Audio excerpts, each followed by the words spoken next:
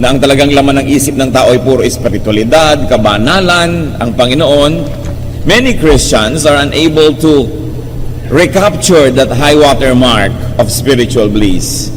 Many Christians are unable to take that journey into the so-called glory to glory, yung metamorphosis na hinihintay at inaasahan. Kaya karamihan, pagka ang mga tao ay nag-iisip ng kanilang spiritual experience, laging yung high moment ay past tense. Iniisip nila na nung araw, nung bago tayo sa Panginoon, nung bago pa ako sa Panginoon, kulay rosas ang paligid, puro Diyos ang laman ng aking isip, puro kabanalan ang aking layunin.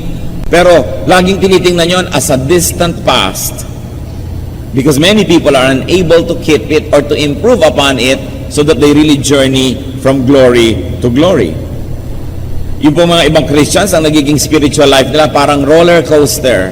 Up, down, liko, akyat, panaog, at gano'n na lang ng gano'n.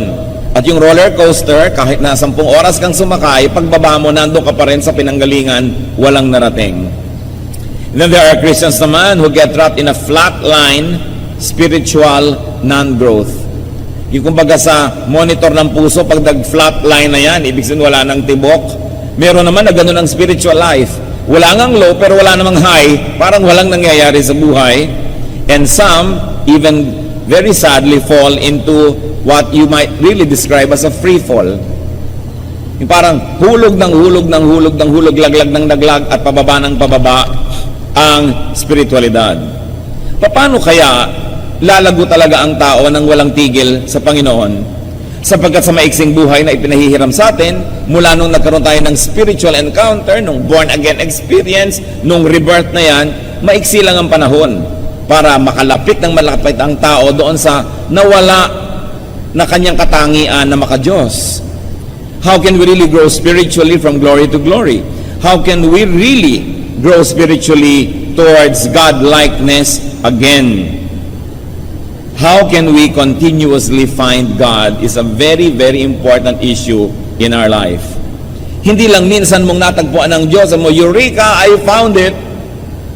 But finding God is a non-stop, ongoing, ever-increasing process. Hindi lang sasabihin mo, once upon a time na born again ako, tapos na. Because it was only the beginning. Dapat walang tigil ang pag-grow. Pero tulad din ng halaman, may mga tao na nabobonsai, hindi lumalaki, buhay naman, pero hindi lumalaki, nandun lang. How to continuously find God is a very important issue in our life. Hindi lang minsang natatagpuan ng Diyos, patuloy siyang kinikilala para lumalim, lumawak at mamunga ang ating buhay espiritual. Aming Diyos sa langit, Ama, salamat po sa pagkakataon na maaari kaming magtanong ng ganito. Nawa po ay bigyan niyo po kami ng mga kasagutan ngayon. How we can continuously find you. Hindi lang minsanan, kundi walang patuloy, walang tigil at patuloy na pagkilala sa inyo ang aming nais na maranasan. Magpakilala nga po kayo ngayon ng higit pa, mangusap po kayo. Buksan niyo po ang aming puso at marinig namin ang mensahe niyo para sa amin ngayon. Patawarin niyo kami, Ama, sa aming mga kasalanan. Punuin niyo po ang aming mga kakulangan. Pawalan niyo kami at makalaya kami mula sa kamangmangan at kadiliman. At tapunan niyo po kami ng liwanag, Panginoon.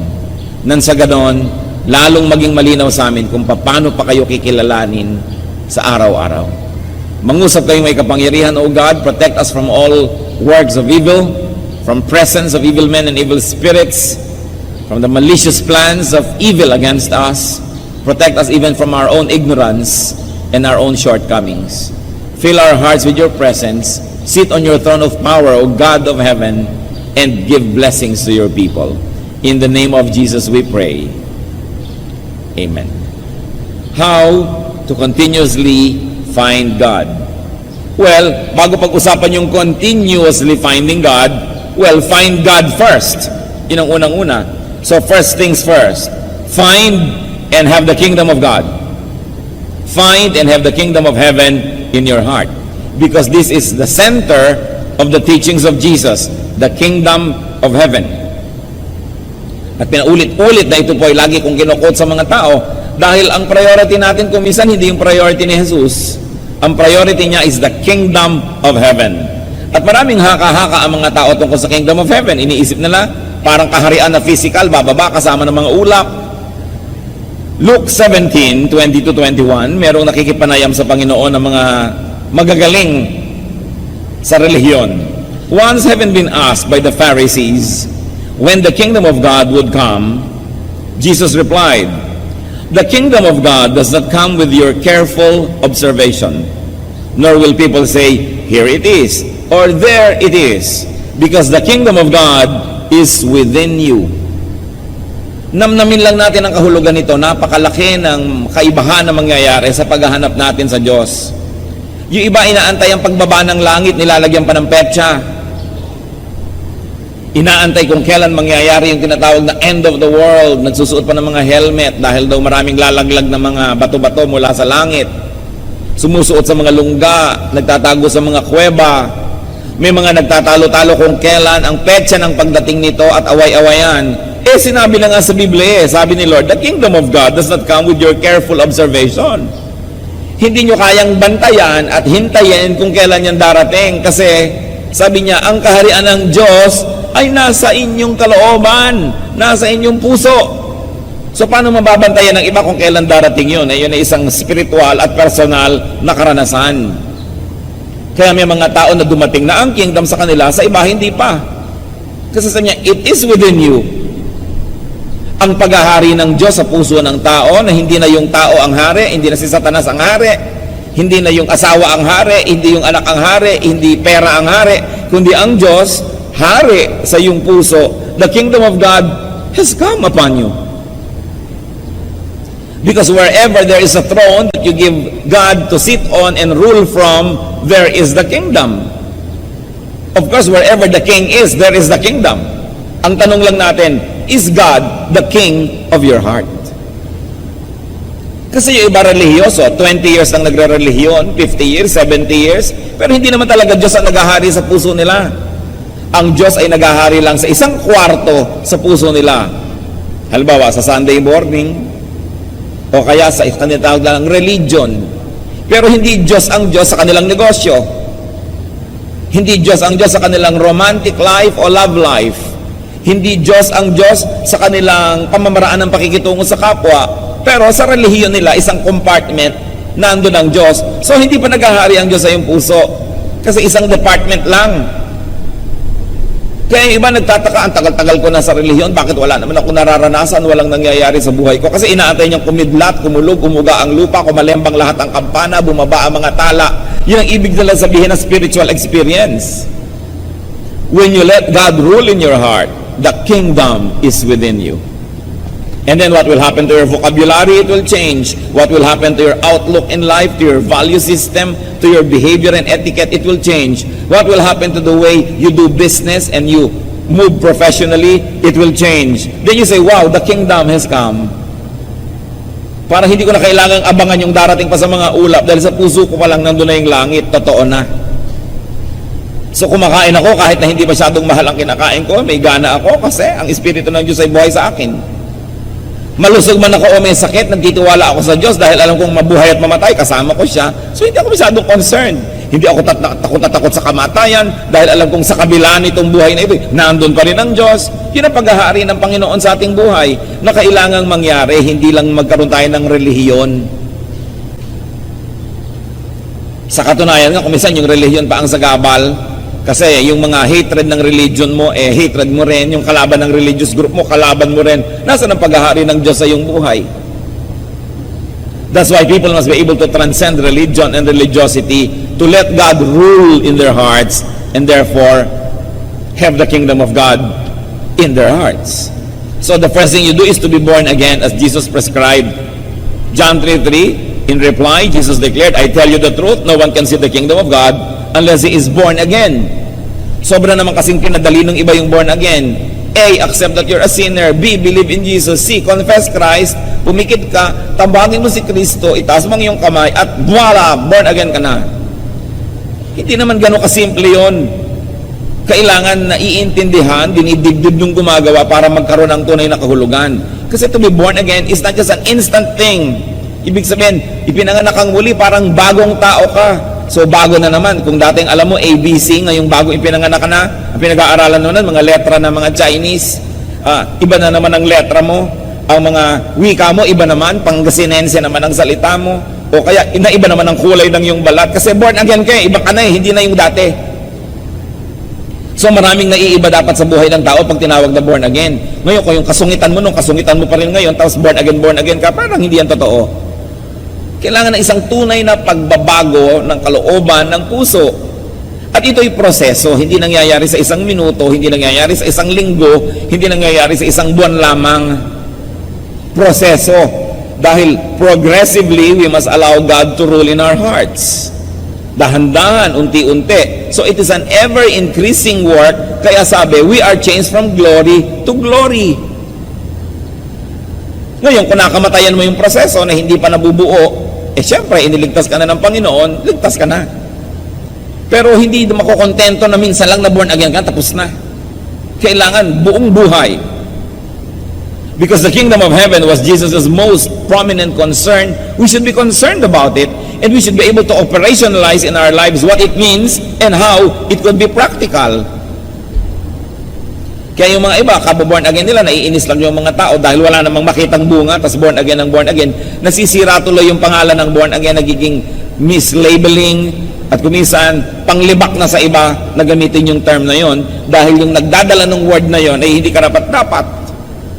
Kaya pinag-iingatan po natin. So once you have found the kingdom, once you have been born again, once you have had a spiritual experience, meaning you realize your wretched sinfulness and condition, and you sought God's forgiveness, and decided to live a new life, di na born again ka na, what must you do now? Non-stop is to grow in God-likeness. Kailangan kamukha tayo ng Diyos. How can we know God? How can we be like God? First of all, is to know God. Through the scriptures. Nakikilala naman natin ng Diyos sa pamamagitan ng mga nasulat na. Very especially, we should know God through what God said. Yung mga direct quotation sa Kanya sa scripture, yung mga sinabi niya, inutos niya, napakahalaga nun. To know God. And also, to know God through what the writers said about God. Pero mag-ingat din tayo dahil hindi naman kung nasulat yan at sinabi ng iba tungkol sa Diyos, tama na nga. Kasi kung minsan, opinion lang ng tao yung sinasabi doon, hindi naman ibig sabihin ay yun na nga ang kinonfirm na katotohanan tungkol sa Diyos. Alam niyo naman yung Biblia, nakalagay din dyan ng mga quotation galing kay Satan, nakalagay din dyan yung mga maling konsepto ng mga tao tungkol sa iba. So hindi ko mo nalagay dyan, yun na yun. Susuriin nyo pa rin, ito ba'y totoo o misconception nung nagwika nito? Katulad ni Paul at si Silas, napagkamalan sila na mga Diyos ng Greek mythology. So hindi ibig sabihin naging Diyos nga sila, pero nakalagay doon, tinawag sila na ganito at ganon. So sabihin natin, ay mali yung tumawag. Tulad po sa Psalms, napakarami dyan mga prayer na, Diyos ko, durugin mo po mga kaaway ko, ubusin niyo po sila, pulbusin niyo po sila. Because the Psalm is a record of people's prayers. Some of those prayers are probably not right. It's just a record of how they prayed. So ikaw ngayon, sa pagkakilala mo sa Diyos, susuriin mo yung mga prayer doon. Paano ang prayer na ito, hindi ganito ang sinabi? Dahil ang sabi ng Panginoon later, di ba? Don't wish harm for your enemies, love your enemies, do good to those who persecute you. Pero ipapalay mo, durugin niyo po ang mga dikdikin niyo po, pulbusin niyo ang aking mga kalaban. Ganyan yung mga ibang prayer doon sa Psalms. Hindi naman common naka-record doon, ibig sabihin, kokopyahin mo na yon. Kaya kailangan, nauunawaan mo, what is the central core of God's teachings, and then by that central core, you measure all other things that you read in the Bible, and you say, itong opinion na ito ay hindi in accordance with the revelation. It's not in accordance with what God says in this verse. So, hindi common nandun, nakita mo, kokopyahin mo ng buong buo, kasi si Satan, nandyan din ang mga quotations niya. Kaya isang mahalagang pag-aaral. So, know God through the scriptures. And then know God through your godly action. Through your deeds. Do what God did and do what God does, and then you will know Him. Gaano karami sa inyo na ang dentista ngayon, na naunawaan nyo lang yung tatay nyo na dentista nung araw, nung naging dentista na kayo? Gaano karami sa atin na ngayong naging magulang, tsaka lang natin naunawaan yung mga magulang natin nung araw, na ayaw natin yung mga regulasyon nila, pagbabantay nila, pinapauwi ka maaga, pero ngayon ikaw na yung magulang, ikaw na ngayon yung nagsasabi ng the same lines na yon. Kasi pag nagawa natin ang ginagawa ng isang katauhan, doon lang natin siya lubos na nauunawa. Gusto nating makilala ang Diyos at unawain siya, gawin natin yung gawain niya. Kaya nga gusto nyo maunawa ang isang pastor, magpastor kayo. Gusto nyo talagang maunawa ang dinaranas ng isang spiritual leader, gawin ninyo. Sabi ko nga, I wish everyone would become pastors, then I can take my revenge. Kasi iba hindi nila nauunawa yan eh. Subukan mong ipagawa at mauunawaan nila unti-unti ang mga bagay. So gusto po nating maunawaan ng Diyos, gawin natin ang mga ginagawa niya. Tularan natin siya. At habang nilalandas natin yung kanyang tinahak na yun, sabi natin, ay ganito pala talaga, ngayon nauunawaan ko. 1 Peter 1:16, be holy because I am holy. That is the requirement of God. You want to be God-like? You want to know me? Be like me. John 14:12, anyone who has faith in me will do what I have been doing. This is what Jesus said. Nananalig ka pala sa akin, kailangan ginagawa mo yung ginagawa ko. Kasi pag iba yung ginagawa mo sa ginawa ko, hindi ka totoong nananalig. Sa bibig lang yung pananalig na yan. So, kanina nakikilala natin ng Diyos sa Bible, mental knowledge. But through action, you get to know Him through experiential knowledge. And that is an even deeper understanding. Because you experience the experiences of God, then you know God more. We can know God through meditation. Very important. Kulang na kulang ito sa mga buhay ng maraming mga mananampalataya. Kulang sa meditation. Magpe-pray pero shopping list ang prayer, request list. Puro utos. Hindi meditation yun.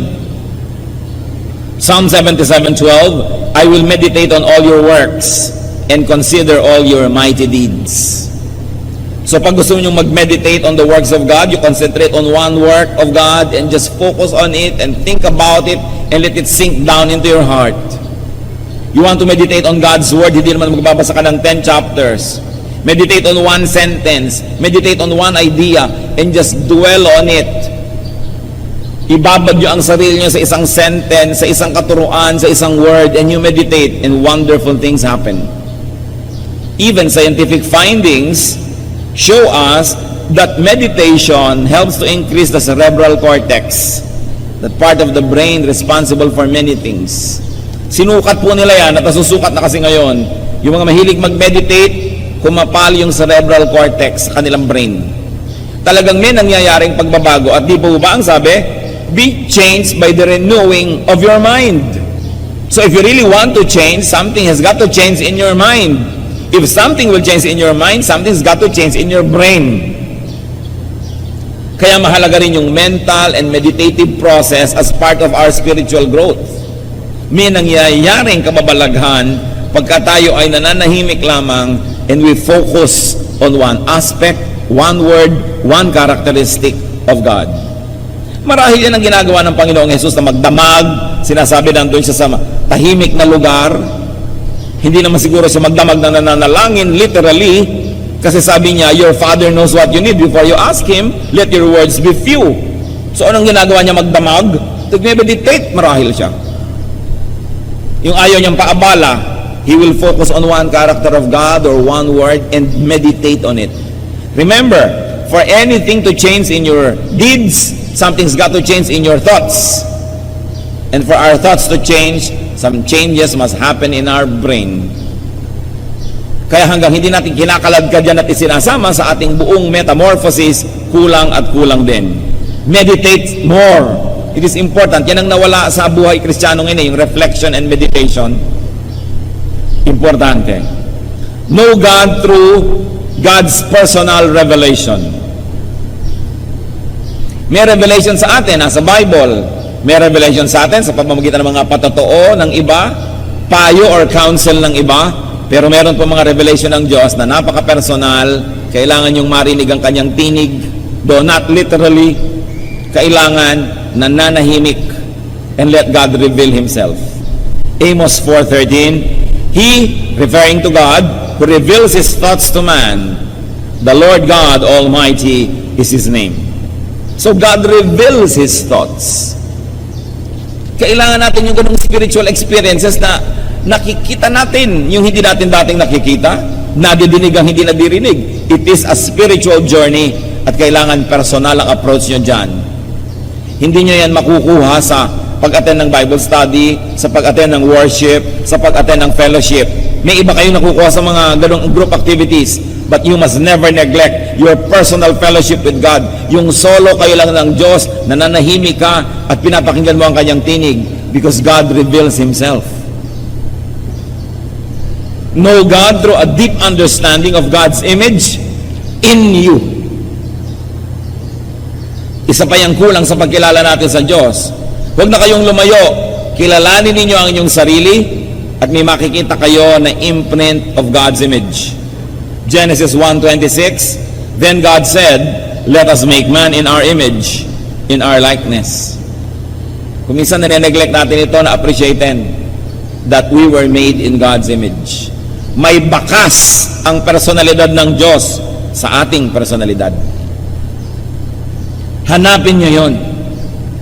May bakas din si Satanas. Okay? Kasi nai-influensya niya tayo. Kung minsan nga siya pang mas maraming bakas. Pero may bakas ang Diyos sa atin. Na kung yung bakas na yun ay kinikilala natin, pinapakain natin, pinapalakas natin, yun ang lalaki ng lalaki, the image that was lost in the Garden of Eden. Not totally, but was damaged when Adam and Eve sinned. The image of God that was damaged when we committed personal sin and when we continue to commit sin. But there is that image of God in us. Genesis 2:7, the Lord God formed the man from the dust of the ground and breathed into his nostrils the breath of life, and the man became a living being. Hiningahan tayo ng Diyos. Literally or not, symbolically or not, there is an aspect, an element of God that was given to us. Kailangan nating hanapin yun, bungkalin, palaguin. And how do you do that? In the easiest way, imitate God. Be like God in thought. Kailangan matutunan natin mga kapatid na mag-isip tulad ng pag-iisip ng Diyos. Suriin po ninyo inyong pag-iisip. May gumawa sa inyo ng masama. Anong number one tendency natin gawin? Pag sinabi niyong gumante, hindi ganyan mag-isip ang Diyos. Pag may nakita tayong umuunlad ang buhay, maiinggit tayo, hindi ganyan mag-isip ang Diyos. Pagka may nakita tayo na pag-iiwanan na tayo, gusto natin siyang hilahin pababa, hindi ganyan mag-isip ang Diyos. May nagugutom, meron ka namang maibibigay, hindi ka nagbibigay, hindi ganyan mag-isip ang Diyos. Paano tayo magiging kawangis ng Diyos kung di muna tayo mag-iumpisang mag-isip tulad niya? Kaya gawin niyo kung mga kapatid yan na habit. Sabihin niyo lagi sa sarili niyo, pagka medyo nag-iisip kayo ng medyo malasa, tanasya, sasabihin mo, hindi ganyan mag-isip ang Diyos. Pagka hindi ibinibigay ng mister niyo ang buong sweldo, sabihin mo, darling, hindi ganyan mag-isip ang Diyos. Diba? Pagka naman kinukupitan kayo ng asawa niyo at ibinibigay sa kamag-anak, sasabihin mo, dear, hindi ganyan mag-isip ang Diyos. No? Pagka sinasabi sa inyong overtime, hindi naman pala sa mo, hindi ganyan mag-isip ang Diyos. Napakahalaga, lalong-lalo kung sa sarili natin i-apply Pag medyo naiinggit-inggit ka na, naiinis ka na, nababahuan ka na doon sa katabi mo at gusto mo siyang palayuin ang ubod ng layo, hindi ganyan mag-isip ang Diyos. Mula nga sa langit, pumunta siya sa lupa, nakisalamuha sa mga taong tulad natin. Pagka may kapatid ka, magmamanahan kayo, naghihingalo ang nanay ninyo, nag-aagawan na kayo, sabi niyo, hindi ganyan mag-isip ang Diyos. Pagka lang lagi ang naalala natin yon, we will be able to imitate God. Remember, the best way to imitate a person is not only to imitate his looks, but to imitate the way he thinks. So isipin natin ang pag-iisip ng Diyos. So be like God in thought. At pag nangyari yon, we will be like God inward. Sa pagsasalita, magiging makadiyos. And of course, we will be like God in action. Mga kapatid, yung action at saka word, ang pinagsisimulan lang nun, yung thought. Bantayan nyo lang ang inyong thought. Wala na kayo ibang dapat bantayan pa. Because everything else will follow. When you think like God, you will automatically be like God. You don't have to be watchful about everything else. John 14:12, I tell you the truth, anyone who has faith in me will do what I have been doing. This is Jesus speaking. He will do even greater things than this. Sabi niya, naniwala kayo sa akin, gagawin niyo lahat ng ginawa ko. Sa katunayan, mas marami pa kayong gagawin. Mahihigitan niyo pa ako. Kasi sandali lang ako may ginawa, kayo matagal. Sabi ni Lord, naniniwala kayo sa akin? Higitan niyo ang mga ginawa ko. No, hindi niyo huwag naman higitan niyo yung pagpapapako sa krus. Kanya lang yon. Yung kabutihan niya sa mga kapuspalad, yung pag-unawa, pag-intindi, pagtuturo at pagtutuwid niya sa mga naliligaw ng landas, yung pakikasalamuha niya sa mga sinners and tax collectors and publicans. Hindi ko mo relihiyoso, lumalayo sa taong ganon. Nakikisalamuha siya dahil siya ay salt of the earth, light of the world. Tularan natin siya. Kung minsan ang layo-layo-layo na natin kay Jesus. Ang layo-layo na natin sa isa pa nating hinahangaan na si John the Baptist. Ang mga relihiyoso sa daang nakaraang panahon hanggang sa ngayon, pag sinuri nila yung kanilang behavior, lifestyle, and religious activities, ibang-iba sa ipinakitang halimbawa ng Panginoong Jesus. Meron pa mga nagtatanong, Pastor, papayagan ho ba natin pumasok dito yung mga naka-jogging suit? Dahil naglalaro-laro dyan, mag-worship. Bakit naman hindi? Sa palagay nyo kaya kung darating dito si Jesus ngayon, nakakurbata? Kung darating kaya ngayon dito si John the Baptist ay nakabarong Tagalog, mga Jeprox nga sila nung panahon nila. So bakit hindi? Pero hindi, wear your Sunday best. Yun ang ngayon ang culture ng church. Although hindi naman masama, ha? Pag naaalala ko na, naku, para kayo mga long sleeve at para mga ibuburol, kulang na lang bulak sa ilong. Yun daw ang pagharap sa Diyos. Well, hindi yun masama. Hindi ko yun kinokontra. Presentable kayo, mabuti. Pero huwag niyong husgahan yung gusgusin na dumarating. Kung yun na lang ang damit nun. At para sa akin, kasi naman hindi siya umaten, kahit ano na lang, dumating siya dyan, huwag lang siyang hubot-hubad dahil baka naman tayo magambala. Pero huwag hinuhusgahan ng tao sa itsura, sa ganyan. Diba? Sasabihin pa natin, linggo dapat Sunday. May linggo ba sa langit? God is timeless.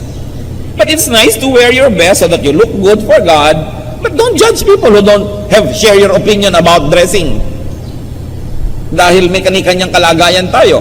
Kung may mga nagtitinda pa buong madaling araw, nagtinda pa dyan sa Nabotas, tapos pupunta dito para mag-church, ina-expect nyo ba na bihis na bihis? Di dala niya banyera, may mga dala siya mga kaliskis, at kumatalsikan kayo, pasensya kayo, dahil ganyan mag-isip ang Diyos.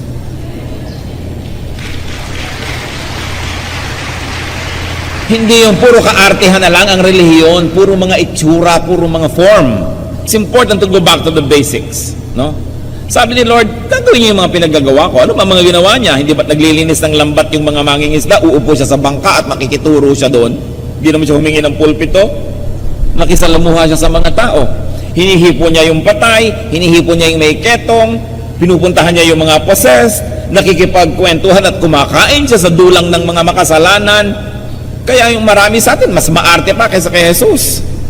Kaya dapat balikan natin yung basics. And in this area, when we move like God, we fellowship with God at work. And there's no better fellowship than to fellowship at work. Kaya kahit yung mga social workers, meron silang mga immersion. You have to immerse yourself in this community, in that group, para maunawaan mo sila. Si Lord nag-immerse sa tao, hindi lang siya nag-utos mula sa langit, bumaba, nagturo sa tao, nag-immerse. Ganun din ang dapat nating gawin. Matuto tayong makisalamuha. So you want to continuously find God? Return to the image of God in you. Which of course was compromised when man fell, when Adam and Eve sinned, when you and I continue to sin. Colossians 3:9-10. Since you have taken off your old self with its practices, put on the new self, which is being renewed in knowledge in the image of its Creator. Sabi dahil total, hinubad niya rin lang yung dati niyong pagkatao nung tinanggap niyo si Jesus, lubos niyo nang isuot yung bago niyong pagkatao. no? Na patuloy na binabago, patuloy na pinalalakas, at inilalapit doon sa wangis ng Diyos, sa wangis ng lumikha sa atin. So kung ang kabanalan ng tao at pagiging makadiyos ay nasa ganitong level, dahil sa kasalanan ay bumaba ng bumaba, nung tayo ay na-born again o tinanggap si Jesus at nagsisi, ay tumigil ang pagbaba. Ano ngayon dapat mong gawin? Umakyat ka uli unti-unti para bumalik ka at lumapit ng lumapit dun sa original image that was lost in the Garden of Eden. So the first purpose of life is to stop your descent. Pigilin ang pagbulusok pababa. At ang susunod, baligtarin yun, umakyat naman ng umakyat. So we are being renewed, being made more and more and more and more like God. Yun ang goal natin ngayon kung tumigil na yung pagbaba nyo. Pag sinabi natin, kilala ko na si Jesus, tinanggap ko na si Jesus, etc. So ngayon, dapat ngayon ay sundin natin ang kalooban ng Diyos para bumalik ng bumalik yung pagka-Diyos na ibinigay sa atin nung nilikha ang tao. The image of God that was given to us must be revived, redeveloped, so that it can flourish once more, just like before Adam and Eve fell. Yan ang goal ng buhay, to be holier and holier, to be more and more like God. So how else do we continuously find God? Look for God everywhere. Hanapin nyo ang Diyos sa lahat ng dako. Find God's image in other people. Halimbawa, tingnan nyo yung katabi nyo ngayon. Nababakas nyo ba sa Kanya ang luwalhati ng Diyos? Kinilabutan siya, pero meron yan. Dahil nilikha tayo ng Diyos eh. Kaya ang mahalaga, lalo sa mag-asawa, hanapin nyo sa isa't isa yung wangis ng Diyos. At you will fall more and more in love. Pero oras sa pinagtuunan nyo yung wangis si Satanas, dahil nandun din, you will fall out of love. Alam nyo kung ano yung love?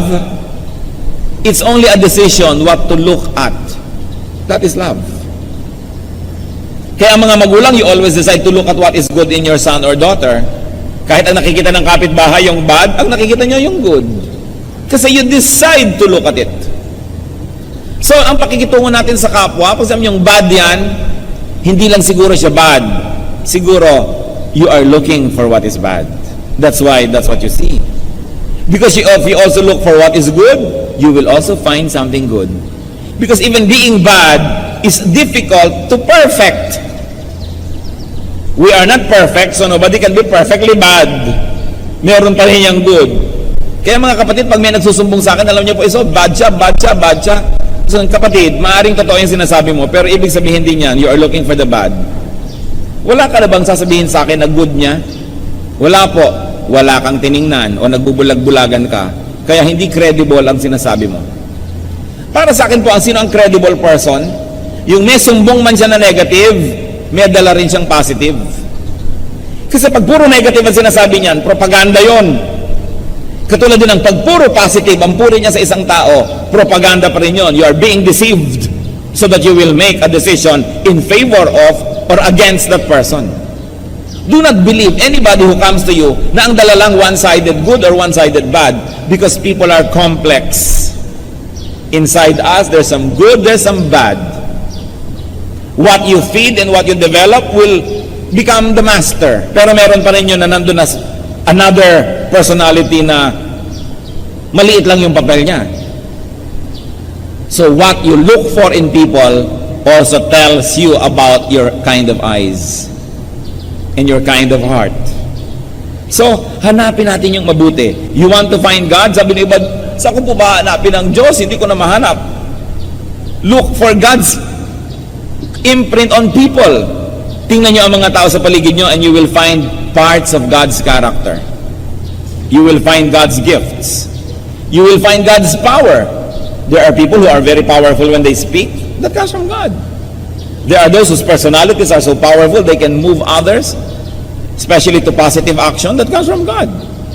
Look for people's creativity. Ang galing sumayaw, ang galing tumugtog, ang galing magpinta, ang galing magkarpentero, ang galing mag-repair ng kotse, ang galing magtanim ng halaman. Galing yan sa Diyos, because all creative talents are from God. Look for beauty, because God is God of beauty. Then you will find God in people. And when you do that, praise God. Sobra ka nang nagbubulag-bulagan pag hindi mo nakita ang presensya ng Diyos sa lahat ng bagay. Kung ikaw nga ay microbiologist, tingnan mo sa mga microscope, nandun ang work ng God. Kung paano yung mga molecules ay umaayos-ayos.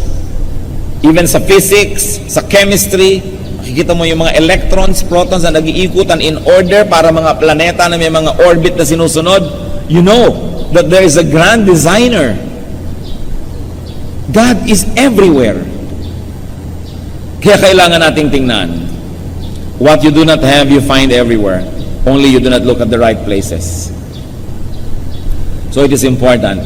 Sabi sa Philippians 4:8, finally, brothers, whatever is true, whatever is noble, whatever is right, whatever is pure, whatever is lovely, whatever is admirable, if anything is excellent or praiseworthy, think about such things.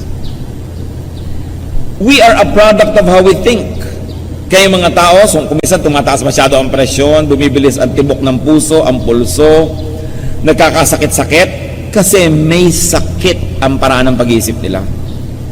Sick thoughts render sick bodies. Kaya pati yung mga gagaling, kailangan sa isip nila magbago ng pag-iisip. Hindi yung mga inom sila ng inom halimbawa ng pampakalma, tapos ang iniisip nila lahat ng pampainis. Hindi katatabla ng gamot. Masisira ang gamot sa iyo. Kasi nasa pag-iisip yan. Meron naman, lalo mga matatanda na bilib sa isang doktor, may sakit, magpapadoktor, nagbibihis pa lang, dadali mo sa doktor, gumagaling na. Kasi nananalig. Yung pag-iisip natin, yan lang ang makonquer natin. Ikaw na ang makapangyarihang tao sa balat ng lupa dahil yan ang pinakamahirap supilin. Pero when you think positive thoughts, beautiful thoughts, godly thoughts, sumusunod ang inyong katawan. Subukan nyo, halimbawa ngayon, exercise. Lalo yung mga seloso at selosa at hindi nyo kasama ngayon na inyong kabiyak. Isipin nyo may nakakandong sa kanya ngayong iba. Sige, isipin nyo. Hindi ba nag-iinit ang tenga nyo na? No? Kumukulo na ang dugo nyo. Iniisip nyo pala yun, hindi pa yun totoo. Pero pag totoo na sa inyong isip, kasunod na yung inyong katawan. Kaya yung pag-iisip, yan ang kinokontrol. Be transformed by the renewing of your mind. Pero, kaya yung mga iba, subukan yung pumikit. Mag-isip kayo ng napakagandang tanawin, mga lunti ang bundok, mga ibong umuhuni, mga batis na sumasayaw sa paligid ng mga bato. Di ba napapangiti kayo at nare-relax?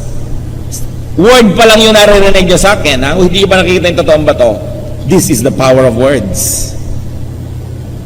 Kaya pag may narinig kayong salita na sinabi sa inyo, lalo yung minura kayo, para kayong nakuryente, para kayong tinamaan ng kidlat, may talab. Word lang yon, sound waves.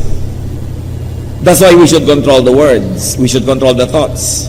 This is where the battle happens in our mind.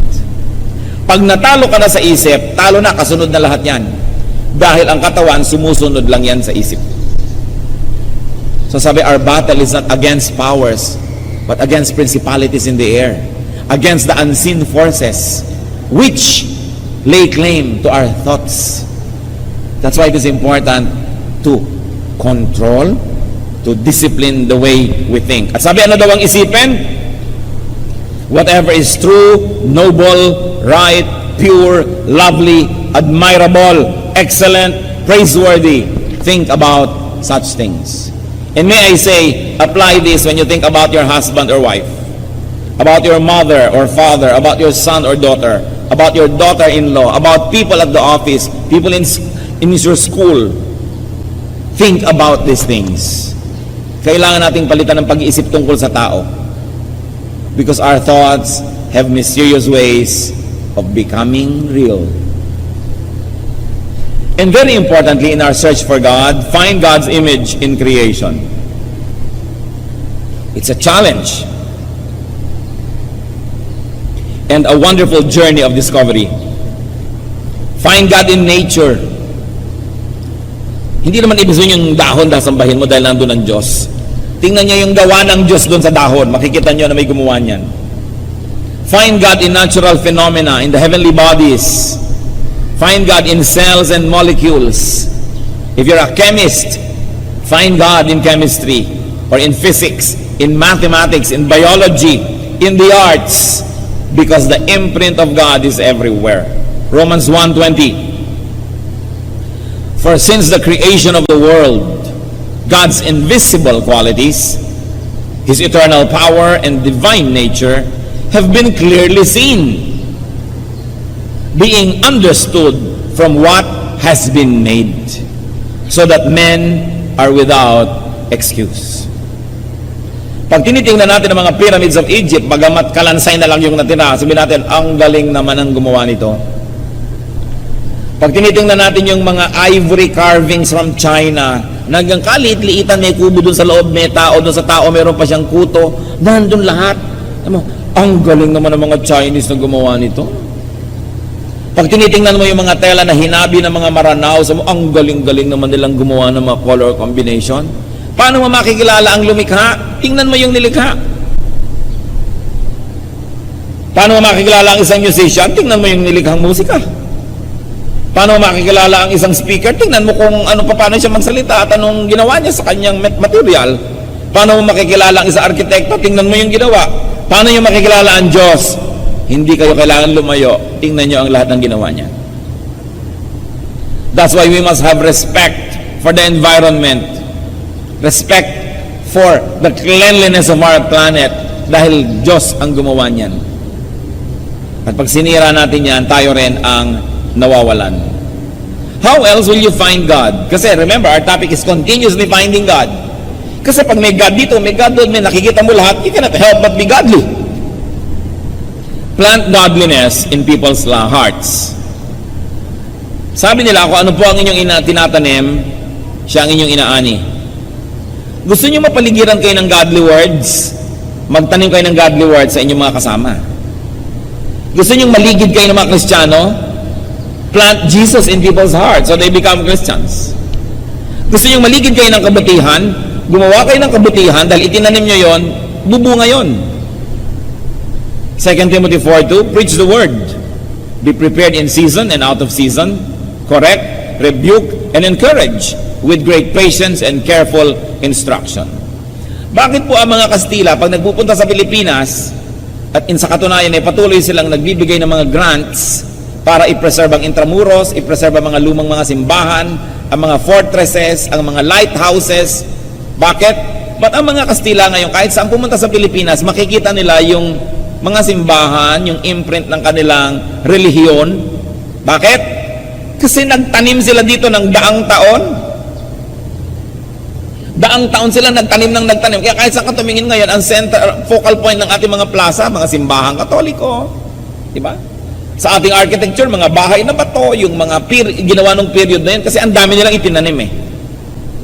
Bakit kahit saan ka nila ngayon pumunta, nag-i-English sa mga Pilipino? Kasi itinanim ng mga Amerikano yung wika nila sa lahat ng elementary schools sa buong Pilipinas. Dahil nagtanim sila, umaani sila. Bakit hanggang ngayon wala pa tayong pambansang wika talaga na napaka-effective? Hindi naman natin tinataniman eh. Yun nga mga taga-region number ganon, gusto man nila uwitin ang pambansang awit sa kanilang dialect.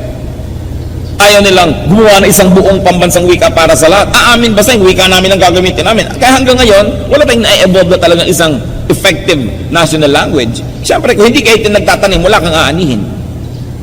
Sasabihin natin, sobra naman ng Espanya ang impluwensya sa Pilipinas, sobra namang naapin, ang kutakot-takot na Priley, ang napakaraming tao. Nagtanim sila eh. Magtanim ka ng mabuti at masama, aani ka nun.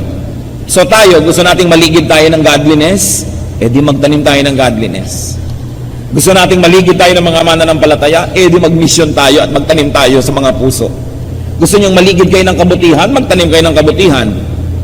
Proverbs 11:30, he who wins souls is wise.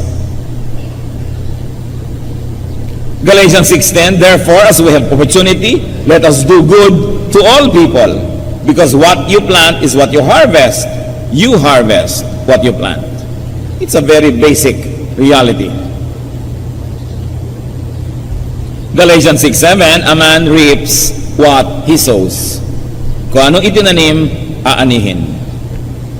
So when you replicate your godliness in other people, when you plant the word of God, when you do good deeds, eventually you will see God everywhere.